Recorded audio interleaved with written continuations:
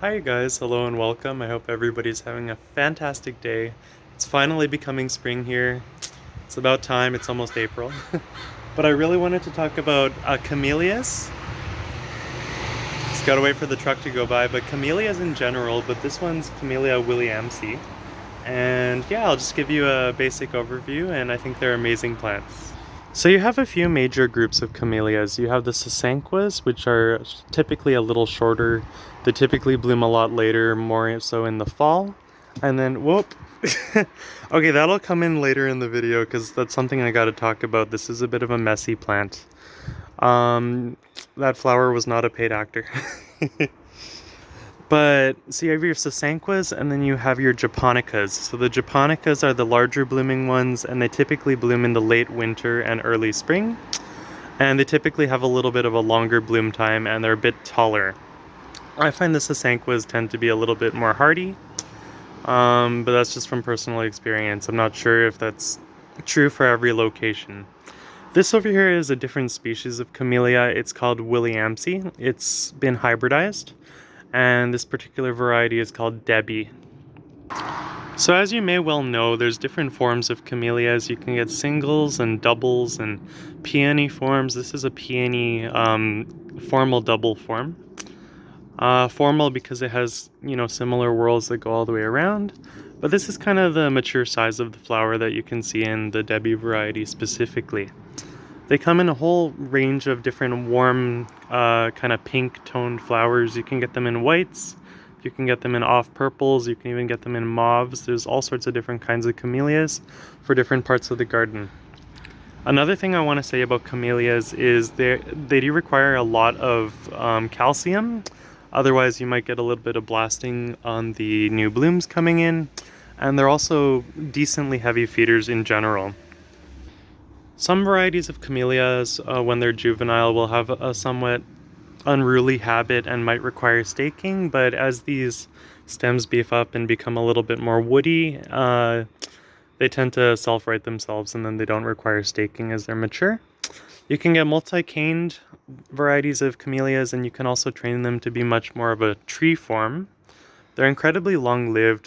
There's been several cases of camellias that outlive the people that live in houses, and you'll even find them next to like heritage gardens in abandoned lots and stuff, and they'll still reliably be blooming for those spots.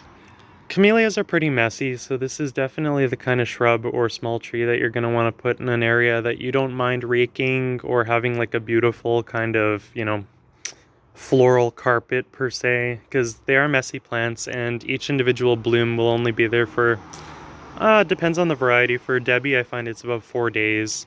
If you get rough winds or if you get, heavy rain, the flowers won't last quite as long. They're cool bloomers. If you live in a zone such as like zone 9, 10, 11, where it rapidly gets, quite hot in the late spring and getting into the summer, you can expect fewer blooms. Unfortunately, this is more of a cold season bloomer. But it's nice in the northern temperate gardens because you can kind of prolong the peony form season, because other perennials such as, peonies and rhodos and stuff like that, double azaleas tend to bloom a little bit later. So you can kind of, prolong that time. Camellias are true acidophiles. These guys really do prefer acidic soils. I would not amend the soil with lime. I would definitely, apply a product that can acidify the soil. Blueberry acidifiers work pretty well. Just amending with coffee grounds, that kind of a home amendment will actually help these guys out. And in slightly more acidic soils with a pH of about 6, you'll see your flowers will probably actually end up getting a little bit bigger too, which is nice. Camellias resent full sun, but they don't fare very well in like understory shade as well. So somewhere in the medium, kind of in the middle ground with kind of ambient, in between part shade, part sun lighting is kind of ideal for these guys. They do well in incredibly well draining soil. They don't like waterlogged soil at all. In the summer, they actually like to dry out a little bit in between waterings. Another beautiful feature about camellias is their evergreens. So this glossy, gorgeous dark green foliage will actually persist through the year.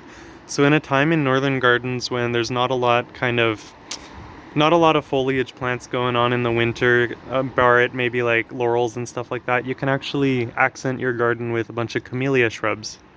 They do very well throughout the winter. They're not very susceptible to like shotgun disease or blights or anything of that nature. They tend to be pretty resilient. So pruning your camellia, they respond pretty well to intense pruning directly after flowering, if you want to keep more of a shrub kind of appearance. But if you want to grow them as standards or as tree form plants, definitely refrain from removing too much of the top canopy at one given time. You can choose one leader, but I recommend leaving some of these lateral shoots just in case that one happens to snap off or break or whatever. Then you have kind of a backup plan. No, I haven't noticed a difference between really pot-bound plants and plants in huge containers as far as camellias in containers go with regards to their blooming, but they are a very fibrously rooted plant. They're okay being a little bit compact. If you're going to plant this in ground from the nursery, plant it at about the same height. They don't really have much of a root flare, roots just kind of form all of a sudden. Trying to find an example for you here, but the roots, as you can see, they're very, very fine. Which can be a good thing and it can be a bad thing. It's a good thing in that they receive fertilizer very quickly. However, it's a bad thing in that they are prone to root rot. So you just want to be mindful and careful about that. I really do recommend amending these with compost kind of later on in the season just to mulch them. Just a side comment, oh my gosh, it is so freaking loud. Like my neighbor was using a saw and there's so many like cars going by and airplanes, so I'm so sorry. This is kind of a jumbled video. But yeah, this is Debbie. Oh, I'm such a klutz today. But yeah, these blooms have been on here for a while. If you're into pressing flowers, these do press really nicely, more so than some of the other double forms. I haven't noticed them to be too big into attracting too many pollinators. I'm sure bees and stuff go after them, but I have yet to see that in my own personal garden.